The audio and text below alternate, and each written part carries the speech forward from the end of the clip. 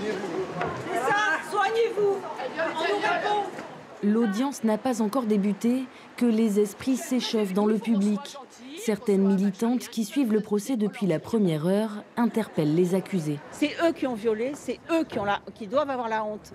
Ils se cachent pas parce qu'ils ont honte. Ils se cachent parce qu'ils veulent pas être reconnus.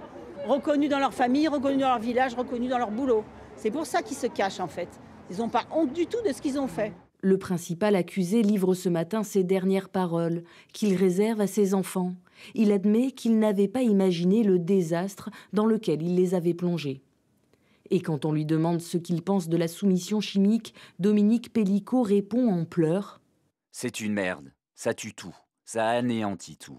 J'aurais aimé qu'il s'exprime comme cela davantage avant et pas les derniers moments, mais ça a au moins le mérite d'être dit, d'être su, d'être entendu. Si c'est compris, c'est parfait. Si c'est cru, c'est encore mieux. Si ça l'est pas, tant pis. Mais en tout cas, c'est la vérité de Dominique Pellicot. Enfin, pendant près de 4 heures, les avocats de Gisèle Pellicot et de la famille ont plaidé. Ils reviennent notamment sur les propos versés par la défense ces dernières semaines. Il n'y a pas deux victimes dans cette affaire, le violeur trompé par Dominique Pellicot et la victime de son viol.